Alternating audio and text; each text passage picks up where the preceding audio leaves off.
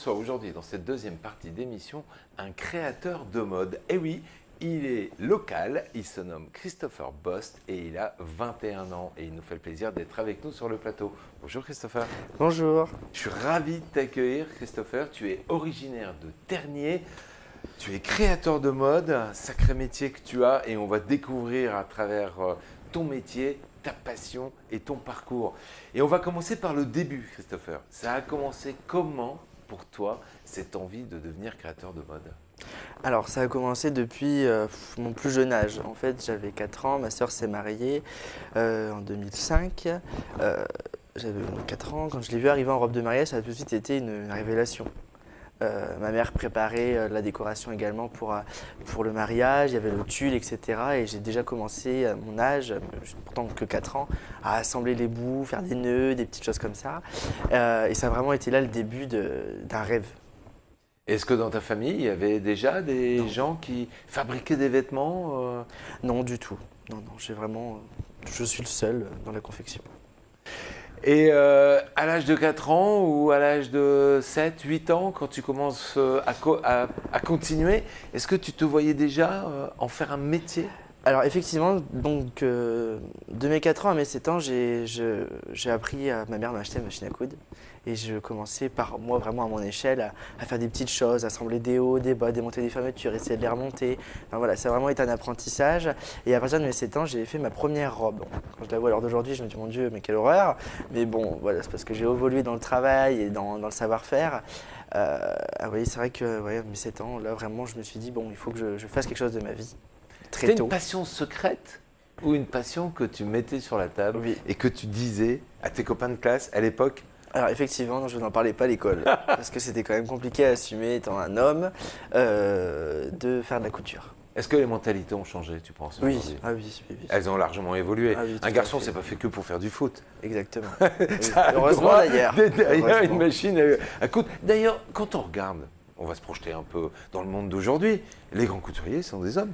Oui, c'est ça, comme les grands coiffeurs. Enfin, généralement, voilà. La femme préfère faire confiance à un homme. Dans son regard. Tout à fait, que ce soit physique, pour s'habiller. Oui. Alors on revient sur ta jeunesse, ta tendre enfance. 4 ans, 8 ans, tu t'amuses. On va prendre ça dans le cadre de l'amusement, d'une petite passion. Exactement. C'est ta maman qui est derrière ça, qui t'accompagne, qui te montre les gestes? Oui, effectivement, j'ai eu la chance, alors me montrer les gestes non, mais j'ai eu la chance d'avoir une maman qui m'a toujours accompagné, que ce soit dans l'apprentissage et dans le mental, parce que c'était aussi très important. Elle m'a beaucoup poussé à faire ce que j'aime. Sans elle, aujourd'hui, je ne pense pas, j'aurais pas fait tout ce que j'ai fait d'aujourd'hui, mais elle m'a beaucoup aidé en m'achetant mes tissus, ma machine à coudre, comme je dis. Enfin, elle a vraiment été très très proche de moi et aujourd'hui je la remercie beaucoup parce que je pense que si j'ai tout ça, c'est aussi grâce à elle. Elle l'a senti, elle, que tu voulais en faire un vrai métier? Ah oui, et elle m'a toujours dit que j'irais très très loin. Oui, mais c'est ta maman, c'est normal. Oui, elle a un regard bienveillant sur toi. Ouais. Mais tout en ayant un regard bienveillant en tant qu'adulte, elle a aussi un regard sur le monde qui l'entoure. Et donc forcément, elle se dit, il a le talent pour. Exactement, c'est ça. Alors, il a fallu faire un parcours scolaire qui ça. s'adapte à ça? Alors, il s'adapte. Ça a été compliqué? Mais pour moi, ça a été plus ou moins compliqué. J'ai fait de très bonnes écoles. J'ai commencé dans l'école privée. J'ai toujours été en école privée, que ce soit maternelle, primaire, collège. Et je suis arrivé au lycée Jean-Bouin à Saint-Quentin, où j'ai appris avec mes professeurs. Mais c'est vrai que moi, je faisais déjà des robes de mariée à la maison, parce que j'avais déjà fait des précédents stages chez des créateurs, notamment pendant les stages de 3e, ce qui m'a permis de me perfectionner. Donc, je m'embêtais un petit peu, si vous voulez, parce que j'étais un peu en avance. Autodidacte, voilà, c'est ça. Ouais. Donc j'ai pris le risque d'arrêter l'école en milieu de première. Ma mère m'a fait émanciper, une fois de plus elle m'a suivi et c'est ce qui a permis qu'aujourd'hui j'ai ouvert mon auto-entreprise à mes 17 ans et demi et c'est suivi de l'évolution jusqu'à maintenant. Alors quand on est jeune comme ça, qu'on a 14, 15, 16 ans ou voire un peu moins, 7, 8 ans, on rêve de ça? Tu rêvais, toi? Oui, je rêvais derrière ta machine, à assembler, comme tu dis? Oui, voilà, c'est ça, j'ai rêvé. T'en rêvais? Je rêvais, oui. J'en rêvais. Alors comment on fait pour les réaliser, ces rêves d'enfant? Eh ben, excusez-moi du terme, on sort les doigts des fesses et puis on travaille. On y va. On y croit. Il faut y croire. Parce que malgré qu'on vous ferme une porte, moi je rentrais par la fenêtre. Et si on me fermait par la fenêtre, je rentrais peu importe le moyen, mais je rentrais dans la maison. Il faut toujours être dans... Il faut être combatif, toujours essayer. il faut toujours se combattre, il faut toujours se battre, toujours. Et ça permet de faire de grandes choses. Parce que si on s'arrête au premier stop, malheureusement, on fait demi-tour puis on fait rien. Quand on se retourne et qu'on regarde un peu le passé qui est derrière toi, tu es jeune pourtant, Oui. finalement, il faut tenter et ne pas avoir de regrets. Voilà, c'est ça. Et jamais avoir de regrets. Quand on fait les choses, il faut les faire à 100%, sinon ça ne sert à rien de les faire. À 16 ans, tu mets en place ton premier défilé avec plus de une trentaine de créations. C'est la première fois que tu les présentes à un public? Oui, c'est ça. Ça a été une période de la vie qui était un peu compliquée parce que ma maman est tombée très malade et donc elle était dans le coma. Et en fait, c'est ce défilé-là qui m'a permis de sortir de ce moment qui a été très compliqué pour moi. J'ai monté donc ce défilé qui a été mon premier défilé caritatif, donc je pensais pas. Enfin, voilà, je faisais pour la cause. Déjà caritatif. Voilà, pour l'association des papillons blancs. Et donc j'avais créé ce défilé avec mes petits moyens. Bon, maintenant quand je le vois, je rigole parce que je me dis bon, c'était un peu stupide, mais bon, c'était le début de quelque chose. Et alors d'aujourd'hui, bon voilà, on a perfectionné ces événements, on fait de plus gros événements et on voit plus loin. Donc ça, c'est le souvenir que tu gardes de cette... Oui, des souvenirs merveilleux parce que je pense que c'était les meilleurs moments, c'était les débuts. Et il y avait déjà beaucoup de monde dans ces défilés? Oui, il y avait déjà beaucoup de monde. Le premier défilé, on a fait 130 personnes en entrée. Le deuxième, on a fait 280. Et celui de l'année dernière, on a fait presque 340 personnes. Alors vous allez vous rendre compte que c'est un garçon qu'on a vraiment dans la tête puisque non seulement tu es un artiste et tu es un créateur et on va en parler parce que voilà, pour faire ce métier-là, il faut avoir une véritable âme d'artiste. Mais aussi, à 17 ans et demi, tu deviens un véritable businessman. Ça veut dire que tu te dis, pour évoluer, il faut créer une boutique et je vais créer une boutique. C'est compliqué ça, à 17 ans et demi, d'ouvrir une boutique? Mais je pense que c'est l'insouciance qui a fait ça en fait, si vous voulez. Je me suis lancé, mais je ne me suis pas aperçu qu'il y avait ce que représente une société, les charges que ça représente. Mais j'ai foncé dans le tas. Et puis, une fois que j'étais dans le tas, je me suis aperçu de ce que c'était. Et puis ça a plutôt bien marché. Et c'est vrai que quand on goûte à quelque chose qu'on aime, on en veut toujours plus. Et donc j'ai ouvert mon premier atelier donc à mes 17 ans. On a ragrandi l'atelier 6 mois après, donc de 40 mètres carrés, on est passé à 150 mètres carrés. Et puis après, on a ouvert des boutiques. Ah, mais ça veut dire que ça a marché en fait. Ah oui, ça a tout de suite bien marché. Bien sûr. Mais alors, quand même, le monde de l'entreprise, c'est pas un monde que tu connaissais, forcément. Et tu as fait comment? Tu as découvert sur le tas? Tu as été accompagné? Tu as conseillé J'ai été conseillé par des amis commerçants, mais j'ai surtout foncé dans le tas en fait. Et puis je découvrais en fonction. Alors quand on faisait une erreur, je savais qu'il ne pouvait plus les faire. Oui, voilà. On apprend. Et puis il y a des choses que, voilà, en fait, c'était très fluide, très naturel. Et cette première boutique, tu l'as créée où? À Chauny. À Chauny. Pourquoi le choix de Chauny? Parce que tu es d'origine de là-bas. Voilà, c'est ça. Pourquoi? Parce que c'est une ville quand même qui est très attractive, il y a beaucoup, ça bouge. Et puis j'ai pas forcément cherché à comprendre, on était de Chauny, j'ai ouvert à Chauny. Donc on est en 2017. Voilà, c'est ça. Alors on est dans une période où on ne parle pas de Covid, non. Où l'industrie bat son plein, l'industrie du textile en tout cas. Plus ou moins, oui. Où on est dans des magasins qui changent je dirais, de produits tous les 15 jours. Ça porte un nom d'ailleurs, ce système de changer ses collections tous les 15 jours pour attirer les clients. Toi, tu te positionnes comment à ce moment-là? Moi, je ne me positionne pas parce que je faisais mon bonhomme de chemin et je me souciais pas des autres. À l'heure d'aujourd'hui, des fois, je me dis, je suis vraiment en retard sur les modernités parce que nous, voilà, moi, je ne m'occupe pas de la mode autour de moi, etc. Même si, attention, je regarde, mais je reste dans voilà, je fais mon chemin. Et puis quand il y a des choses à prendre, je prends. Quand il y a des choses à laisser, je laisse. Et puis... Qui sont tes clients, Christopher? Alors mes clients, mon client, ça va être de la dame, quelqu'un comme nous, quelqu'un de simple, maintenant à des gens connus, des actrices, des chanteuses. Enfin, voilà, moi je travaille pour tout le monde parce que ce qui est dommage maintenant, c'est que quand on commence à être connu, tout de suite on voit le luxe. Mais moi je n'oublie pas les gens qui ont été là pour moi quand j'ai commencé, qui m'ont aidé, qui m'ont fait gagner mes premiers petits sous pour moi pouvoir évoluer. Et c'est ce qui a permis que, voilà, d'en être là à l'heure d'aujourd'hui. Et c'est pour ça que non, moi je travaille vraiment pour tout le monde. Qu'est-ce qu'ils aiment chez toi, tes clients? Ma simplicité. Ma simplicité. Je reste simple, je reste les pieds sur terre et j'aime les mettre en avant, les mettre en valeur surtout parce que c'est le plus important. Parce que je dis toujours qu'une femme ne va pas sans la robe et la robe ne va pas sans la femme. Donc c'est une association des deux qu'il faut toujours faire et surtout le faire avec amour. Oui, mais alors entre le prêt-à-porter et le vêtement un peu sur mesure, Il y a vraiment deux mondes quand même, non? Oui, mais moi, c'est un monde que j'arrive à en faire qu'un. Tu arrives à en faire qu'un. Moi, je veux que les gens qui n'ont pas forcément les moyens de se payer du luxe, quand ils rentrent chez moi, ont l'impression de se payer du luxe, mais tout à leurs moyens. Parce que nous, on n'a pas de prix défini, la cliente vient, on lui demande son budget et on lui fait une belle chose à son budget. On l'écoute, On la conseille. on la conseille, Voilà, c'est ça. on la conseille pour la mettre en valeur, je suppose. Voilà, c'est ça, oui. Et surtout les femmes rondes. Je travaille beaucoup pour les femmes rondes parce que vraiment, c'est des femmes qui sont oubliées.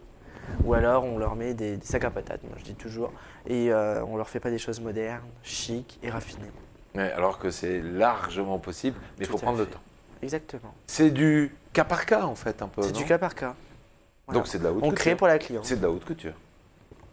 On peut dire ça? Oui, c'est ça, on va dire On peut ça dire comme ça. ça. La mode est un marché quand même très très complexe parce que c'est un marché très éphémère. Quand on parle de la mode, entre l'idée et la commercialisation, c'est déjà presque obsolète. C'est ça. En fait, c'est un peu le chat qui se mord les queues, hein. Ça tourne tout le temps. Et moi, je prends mon temps et je... Bah, si vous voulez, moi, c'est tellement fluide. Pour moi, je me soucie pas. Une fois de plus, comme je dis, je fais mon chemin. Donc, je me fie pas à la mode. Je crée ma mode. Tu crées ta mode. Mais en fait, c'est peut-être comme ça qu'il faut faire, non? Je pense, oui. C'est Ouais. comme ça qu'il faut faire. De l'extérieur, on dit c'est une tendance, mais de l'intérieur, c'est Oui. ta vie. Parce que quand on regarde maintenant, la mode, c'est tout et rien. Maintenant, il y a une personne qui va mettre deux choses qui vont pas ensemble. Je sais pas, du jaune avec du bleu. Enfin, voilà, en tenue, ou qui va pas accorder ses couleurs. Enfin, maintenant, tout est la mode. Mais en fait, la mode, c'est tout et rien. En préparant cette émission, Voilà, on c'est se ça. disait qu'on se met deux canards en plastique sur le dos et puis on dit ça y est, je suis C'est la créateur. haute quoi. couture. Et non. Ouais, non. c'est Non. devenu n'importe quoi. Non. Comment s'effectue le process de création chez toi? Eh bien, ma cliente, elle arrive, elle nous dit ce qu'elle veut, on sympathise. Parce que c'est créer le vêtement pour la cliente, mais c'est aussi comprendre la cliente. C'est comprendre son caractère, comprendre ce qu'elle aime dans la vie, cerner son caractère aussi, parce que si c'est une personne Peut-être un peu plutôt psychologue alors? un petit peu, non mais c'est Ah. vrai que des fois il faut l'être. Et cerner son caractère. Quand on voit que la cliente est quelqu'un de réservé, on ne va pas lui mettre un décolleté jusqu'au nombril. On va voir que c'est une cliente qui va vouloir quelque chose un peu au-dessus des seins. Enfin, voilà, il y a tout un caractère physique et mental à comprendre avant de faire le vêtement d'une cliente. L'événement aussi est en Oui, corrélation? aussi, voilà, c'est ça. Mais en fait, peu importe l'événement, dans tous les cas, il faut vraiment cerner la cliente. Ouais, c'est d'abord s'intéresser à C'est la ça. personne Tout à fait. pour, en fait, une belle robe, c'est une seconde peau. Exactement. Et Et il je faut pense qu'on que se c'est le sente terme bien. exact. Oui, c'est ça. Parce que si on ne se sent pas dans ses vêtements, on se sent bien, on se sent pas dans sa tête. Ouais. Vous voyez ce Alors- que je veux dire? Ouais, je comprends. Et cette inspiration, parce qu'une fois qu'on a échangé, une fois que tu as entendu qui je suis, quelles sont mes attentes, quels sont surtout aussi mes complexes, je suppose que beaucoup de femmes échangent Toutes les avec femmes. toi. Toutes les femmes. Toutes les femmes ont un complexe. Ah bah forcément. Elles ne devraient pas, hein, parce qu'elles sont toutes belles. Oui, non, mais tout à fait, exactement. Comme elles sont. Mais exactement, et certaines nous le disent souvent. Ah, mais j'aime pas ci, j'aime pas ça, j'aime pas ça, mais madame, vous êtes Mais fait ça, comme c'est vous la êtes, mode, et ça, puis non? on va faire en sorte que ça vous mette à votre avantage et pas à votre désavantage. Ouais. Et ça, c'est la mode aussi qui génère. Exactement, Il faut être c'est comme ça. ci, comme ça, et pas comme ci, et pas comme Et ça. en fait, on rentre dans des cases. Si demain tout le monde dit il faut s'habiller en bleu, tout le monde s'habille en bleu. Ouais. Et personne a sa propre mode. Personne. Et moi, j'admire les gens comme moi, par exemple, je suis jamais habillé normalement. J'ai toujours des costumes de couleurs, t'es très des élégant. choses comme ça. Parce que moi, je veux qu'on me reconnaisse parce que ah bah Monsieur Boss, il s'habille comme ça. Ouais. Voilà. Et il s'habille pas comme tout le monde. Ouais. Et c'est dommage que maintenant tout le monde a perdu une identité vestimentaire. Ouais, je comprends bien. Alors, cette inspiration, une fois qu'on a échangé ensemble, il te faut de l'inspiration quand même. Bah, rien qu'en voyant ma client arriver, j'ai de l'inspiration. Tout de suite. Oui. Tu sens si la robe devra avoir du volume, si elle Voilà, doit, c'est ça, tout à fait. si ça doit s'envoler, si Mais ça doit une être fois- strict, si ça Ouais, doit c'est être. ça. Une fois de plus, il faut cerner sa cliente pour avoir le modèle dans la tête. Parce qu'on ne peut pas avoir une inspiration sans savoir ce que la cliente elle veut. Dis-moi, Christopher, tu es styliste, créateur ou un peu les deux à la fois? Bah, un peu les deux à la fois, mais je me donne pas. Je dis pas que je suis styliste parce que je n'ai pas le diplôme. Ah, parce que ça marche comment? Il y a des études pour Oui, être voilà, il y a styliste. Voilà, c'est ça. Créateur, c'est plutôt une base. Et styliste, c'est vraiment le diplôme. Après, il y a le modéliste aussi. Voilà, donc il y a tout. En fait, créateur, ça regroupe un peu tout ça. En fait, c'est le multitâche. Ouais, c'est le multitâche. Et en fait, on devient un jour styliste par la force des choses, quoi, par Oui, en quelque l'expérience. sorte, oui. Il y a un c'est peu ça. d'expérience. Mais bon, moi, je m'attribue pas des dires qui. Voilà, je n'ai pas les diplômes. Donc, Oui, je comprends, je comprends. Alors, tu crées comment? Seul ou à plusieurs? Alors bon, le dessin, c'est moi qui le fais, c'est moi qui interagis avec la cliente, mais généralement, voilà, j'ai toute mon équipe de couturières qui me suit derrière pour pouvoir faire le processus de confection. Moi, je vais être plus proche du client. Généralement, quand moi je me retrouve sur machine, c'est pour faire des créations à proprement dit pour moi, enfin pas pour moi physiquement, mais pour la création comme Ouais. ce qui va défiler bientôt ou ce que j'ai déjà fait défiler. Mais sinon, c'est beaucoup mes couturières qui me suivent derrière. Voilà, je leur donne les instructions et ils font la couture. Est-ce qu'il y a des fois où ça t'est arrivé de dire ah, j'ai eu l'idée de faire ça comme ça avec tel matériau, puis tes couturières elles disent ah non Christopher là c'est pas possible. Alors oui, parce que c'est un travail d'équipe aussi. Hein. Bon, des fois, quand je pars un peu trop loin dans mes étoiles, ils me disent oh là là, monsieur, on va remettre les choses au plat parce que là, ça va pas du tout. Laissez derrière, il faut qu'on fasse aussi, hein, parce que ça va être un peu compliqué ce que vous nous demandez. Mais c'est un travail d'équipe quand même. Mais la base est quand même la mienne. Hein. Ça vient de toi. C'est ça. Ça met longtemps à accoucher comme ça d'une idée? Ah non, comme ça, c'est tout ça. Voilà. Tu es un super dessinateur. On a vu, Oui, je on a vu dessine quelques-uns beaucoup, de ouais. tes croquis. Ces croquis ont démarré à quel âge? T'as un carnet Pareil, depuis tout jeune. Tu croques tout le temps? Oui, Enfin, mais souvent. bon, moi c'est très passager. Ce que je vais vous dessiner aujourd'hui, je le dessinerai peut-être plus demain ou je le ferai peut-être plus demain. Enfin voilà, moi ça va, voilà, faut que ça aille vite, il faut que ça passe. T'es à 200 à l'heure toi. Oui, toujours. Je te le sens comme ça. Toujours. Combien de temps il faut pour créer une robe entre le moment Alors- où je vois le client et le moment où je vais lui livrer sa robe? Il y a plein d'étapes, je suppose, non? Alors il y a deux choses. Il y a deux choses qui sont, enfin, deux thèmes, deux différences. Quand c'est avec le client, donc généralement, voilà, ça dépend du timing qu'eux ils ont. Généralement, c'est un an à l'avance. Parce qu'en Ah oui, fait, quand c'est même. beaucoup de travail. Hein. On se rend Ah pas non. compte, mais les gens ne se rendent pas compte. Mais il y a le moulage, il y a le patronage, les prises de mesure. Enfin, c'est le premier essayage, deuxième essayage, des fois 3, 4, voire 5, voire 6 essayages, parce qu'il faut que ça soit nickel. Alors c'est vrai que les robes qui sont faites en 2-3 essayages, moi ne me conviennent pas parce que c'est pas, voilà, c'est pas fait comme je veux. Mais après moi quand c'est moi de la création, le matin 6h je me lève, 7h je suis sur ma machine, 19h le soir vous avez un produit sorti fini.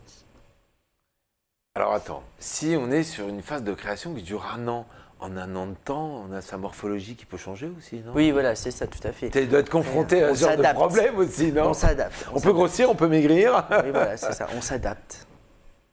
Parce que c'est vrai que généralement, bon, si la mariée elle vient, elle se marie le 17 août, puis qu'elle vient début juillet, nous c'est très compliqué parce qu'il y a beaucoup de processus.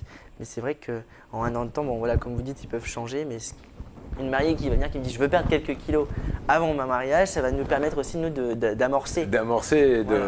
et alors, je suppose que la robe, c'est pas un tout, c'est la femme qui est un tout. Il y a C'est la ça. coiffure qui va avec, il y a les chaussures qui vont avec, il y a les bijoux.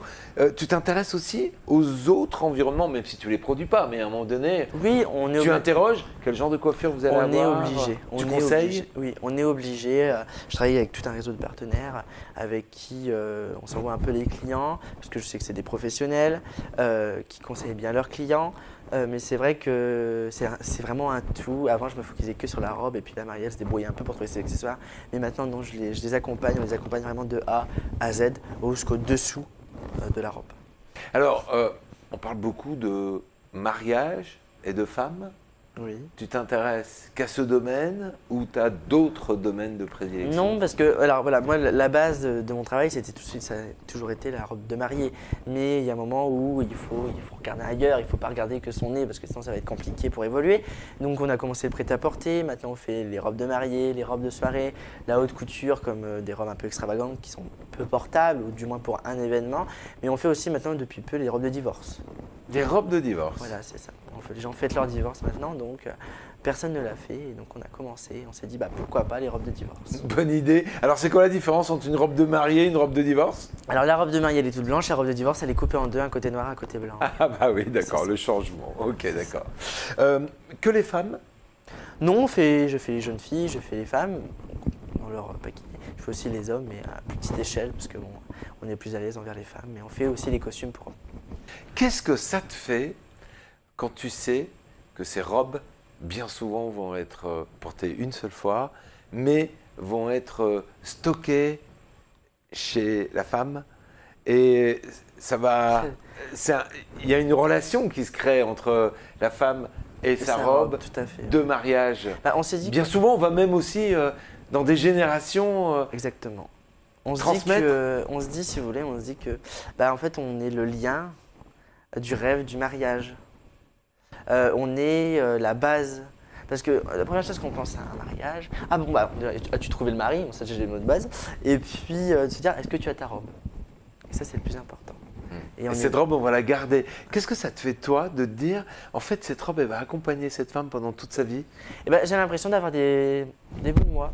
Ouais, c'est vrai. Des bouts de mon esprit, des bouts de mon mental, enfin des bouts de ma personne qui vont être distribués à travers la France, parce que, même à travers le monde, parce qu'on travaille aussi maintenant à l'international, on envoie des robes à l'étranger. Mais c'est vrai qu'au moins on se dit, voilà, je vis pour quelque chose. Je vis pas pour vivre, mais je vis pour quelque chose. Voilà, parce que je sais que derrière, on se souviendra de moi. Ouais, c'est super. Alors, tu sais qu'en ordre général, tout le monde le sait, l'emblème de la mode, c'est la France, quoi. La France, c'est ce que ça représente, cet emblème. Comment, toi, à ton niveau, tu peux expliquer ça? L'emblème, donc la France, l'emblème de la mode, je pense que c'est surtout l'emblème historique. Voilà. Quand les grands noms sont nés après-guerre ou avant-guerre, comme Coco Chanel, Yves Saint Laurent, bon, Jean-Paul Gaultier maintenant, enfin avant, entre guillemets, ça a été l'emblème de la mode. Maintenant, à l'heure d'aujourd'hui, c'est compliqué parce que bon, on n'a plus beaucoup, enfin, on a encore la confection française, mais très peu parce que tout a été délocalisé. D'ailleurs, d'avoir des ateliers de couture en France, maintenant, ça devient très cher. Car tout a augmenté, même au niveau des matières, pour se faire livrer, etc. Enfin, voilà. Et c'est dommage parce que du coup, c'est un savoir-faire qui se perd. Ah oui, ça se perd. Il y a 50 ans, notre région ici, c'était la première région textile en Europe et au monde même. C'est sûrement la dernière région textile parce qu'il n'y a plus rien.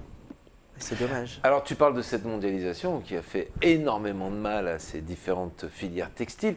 Comment on fait pour recréer de l'emploi dans ce secteur, mais de manière non délocalisée? Est-ce que c'est encore possible de faire ça? Oui, c'est encore possible parce que moi, je le fais bien. On est en tout 7, sans me compter dedans, donc ça fait 8 avec moi.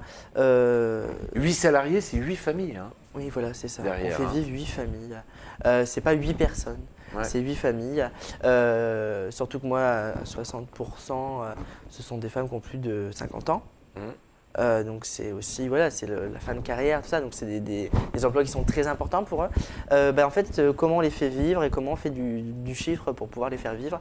Et en se diversifiant. Voilà, dans la robe de mariée, dans le prêt-à-porter, donc j'ai ouvert plusieurs boutiques de prêt-à-porter, mais mes vendeuses restent couturières. Ce qui permet qu'on est toujours en relation pour créer et pouvoir mettre notre patte dans tous les magasins.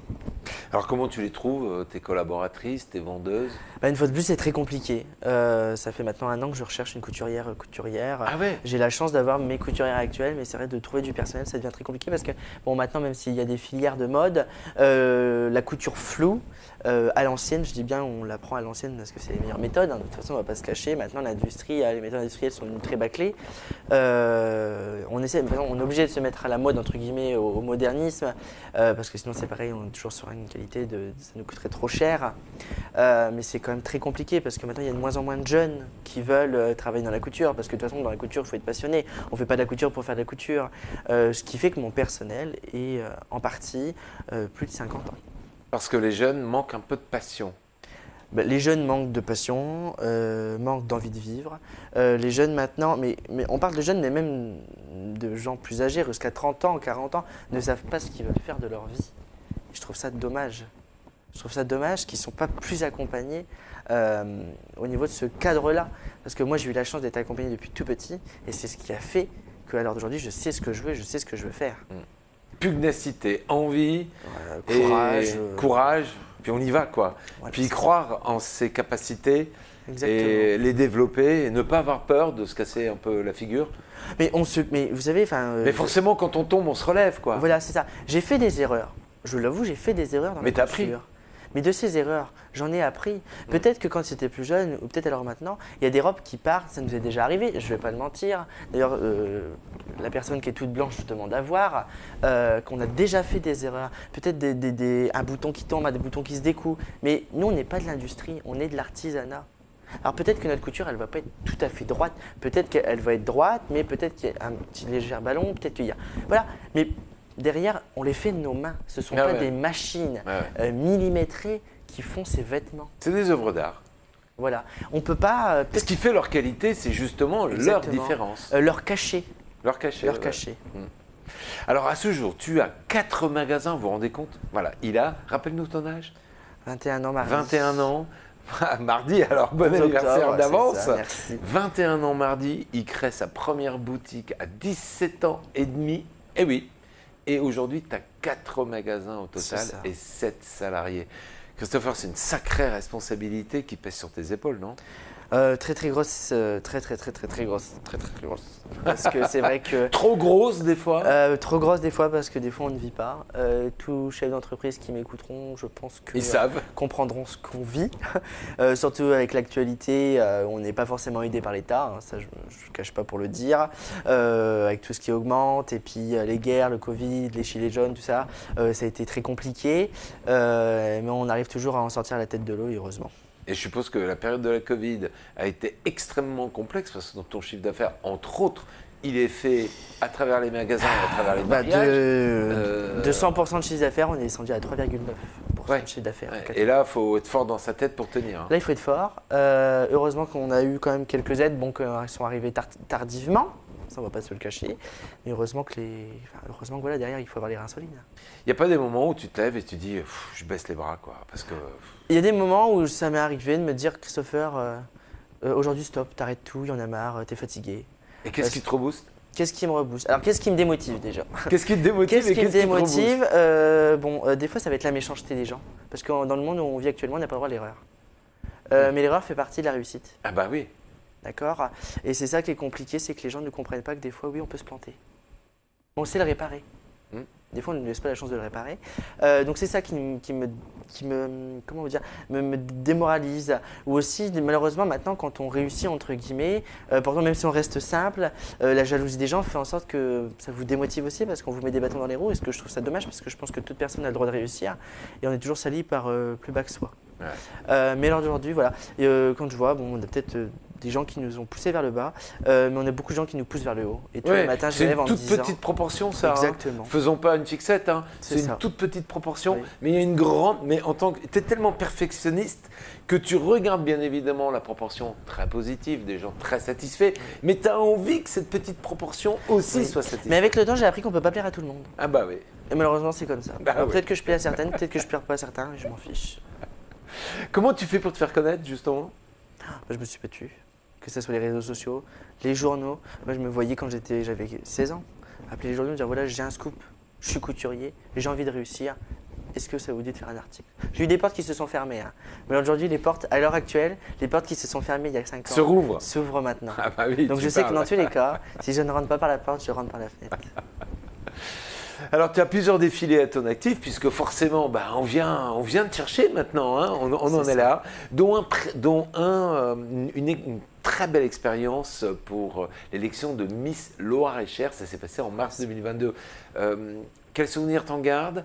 Ah, souvenir merveilleux. Bon, les Miss, j'ai déjà travaillé pour eux. Je retravaille encore pour eux la semaine prochaine pour Miss Picardie à Beauvais. Super. Mais c'est vrai que ça a été, parce que j'ai profité de ce voyage pour emmener tout mon personnel en vacances avec nous au week-end. On a été dans le Loir-et-Cher, on a été à Chambord, on a été visiter les châteaux de la Loire tous ensemble, dont cette élection qui a été merveilleuse. C'est beau. On a rencontré des gens formidables et c'est vrai que ça nous ramène plein de panels de choses à raconter sur notre expérience. Alors, ce sont des gens qui ont l'habitude d'organiser ce genre d'événements. Quel regard ils portent sur, je suppose que tu leur as fait les robes de soirée, les robes de mariage? C'est ça, tout à fait. Et ben, ils portent un regard ébahi souvent parce que mon jeune âge fait que c'est très atypique.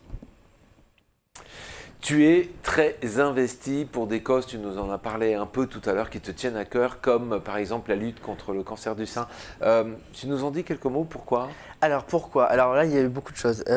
Pourquoi je suis très investi? Parce que je pense que moi, je fais mon travail déjà en premier lieu parce que j'ai l'amour de mon travail et pas pour l'argent.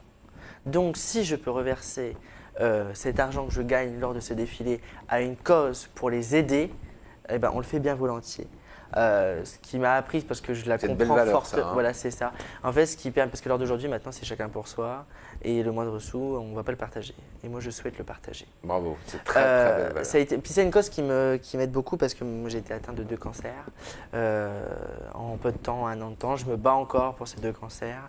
D'ailleurs, il y aura mon témoignage demain soir au Palais de Fervaques pour le défilé qu'on organise pour cette cause. Une fois qu'on est touché, on la comprend toujours cette cause. Mais quand on est touché, on la comprend vraiment. Et maintenant que je la comprends vraiment, je veux en faire encore plus pour pouvoir les aider. Non, mais c'est finalement quelque chose qui t'accompagne depuis longue date, hein. Il y a Tout ce à qui fait. t'arrive là récemment, mais tu nous as expliqué que même avant, tu étais très sensible autour de ça. Alors demain, vendredi 7 octobre, se déroule à Saint-Quentin, au Palais de Fervaques, un événement, une véritable soirée de gala. Un repas, un défilé, tu nous en dis davantage? Eh bien demain, c'est un défilé de robes de mariée et quelques robes de soirée, parce qu'on s'est vraiment perfectionné dans ce domaine-là, la robe de mariée, qui défileront au Palais de Fervaques lors de cette magnifique soirée, où on met aussi d'autres partenaires, que ce soit des traiteurs, que ce soit DJ, que ce soit chanteurs, chanteuses, à l'honneur. Et en fait, c'est tout un organisme. En fin de compte, il n'y a pas que moi, c'est plein de partenaires. On se lie et on affronte et on fait ça pour cette cause. Alors on va découvrir des robes de soirée, est-ce qu'il y a des thématiques particulières? Pas du tout. Est-ce qu'il y a des couleurs, des Pas tissus? du blanc. Est-ce que- Enfin, Du des blanc crus, principalement pour les robes de mariée. Pour les robes de mariée? Mais on a des robes de couleur qui ont défilé. Donc ça va être très joli Il à en faut voir. pour tout le monde. Qui sont des mannequins? Alors, ça va être drôle parce que ça peut être des mannequins, des miss, comme ça peut être une dame que j'ai rencontrée, vous que j'ai rencontrée, par exemple, au McDo, enfin, la vie commune, enfin, si vous voulez, que je croise dans la rue, enfin, voilà, c'est partout en fait. Que ce soit des clientes. Enfin, moi, je prends la femme de tous les jours parce que c'est pas la femme taille 36 ou 34 Ah oui. qui fait la gueule en train de défiler sur un podium qu'on a dans la rue. C'est la femme qui vit et c'est la femme dans toute morphologie. Alors il me semble que tu t'arrêtes pas là, parce que à côté de ça, tu dis, ben, j'ai des idées. J'ai entendu parler d'une fondation, tu nous La en parles? Fondation des jeunes couturiers de France. Ouais. Des jeunes fait. couturiers de France. Explique-nous Voilà, un peu. c'est ça. Vous êtes nombreux à faire ce métier, un peu comme toi? Bah, il y a beaucoup de créateurs, mais c'est vrai qu'il n'y en a pas beaucoup qui se lancent parce que c'est un métier qui est très sélectif. Il n'y en a pas beaucoup qui arrivent à y arriver ou à en vivre, du moins.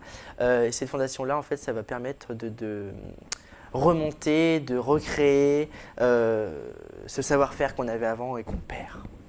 Et de créer un dynamisme comme ça à travers Voilà, c'est l'ensemble de ces créateurs? Exactement. Hein Créer, Parce qu'à plusieurs, on est plus fort. à plusieurs, on est plus fort. On peut Il y se a- faire Il y entendre, a on plus peut se de faire choses découvrir. dans plusieurs têtes que dans une tête. À travers ton parcours très riche, très très riche, on peut passer des messages aux jeunes qui nous regardent et nous écoutent. De ne pas baisser les bras, de réussir, qu'on a tous une étoile, mais c'est à nous de la décrocher. Ouais. Voilà. Parce qu'on le fera pas pour. Enfin, c'est à nous de le faire. On le fera pas pour nous. Finalement, au lieu de regarder tout le temps les autres sur les Instagram et les envier, on peut se pencher sur soi-même. Bah, peut-être se pencher sur sa propre vie et de se dire que quand vous avez 80 ans, que vous avez passé une bonne partie de votre vie, vous dire ah j'ai fait quelque chose de ma vie. Et de pas de dire j'ai subi ma vie. Parce qu'à l'heure d'aujourd'hui, il y a beaucoup de gens qui subissent leur vie. Et non pas qu'ils ne donnent pas les moyens, hein, j'en suis sûr qu'il y en a beaucoup qui se donnent les moyens de réussir, mais tôt ou tard, le travail paye. Et je pense qu'il faut se motiver. Christopher, ce travail qui va payer va peut-être nous amener dans quelques années à ce rythme très prochainement. Peut-être. Peut-être de se retrouver avec une ouverture de boutique à l'international, par exemple. Tu as envie de ça? Je sais pas. À l'heure d'aujourd'hui, je ne sais pas. Tu veux pas aller trop vite non plus, hein? Je ne veux pas aller trop vite parce que ça a déjà été très vite.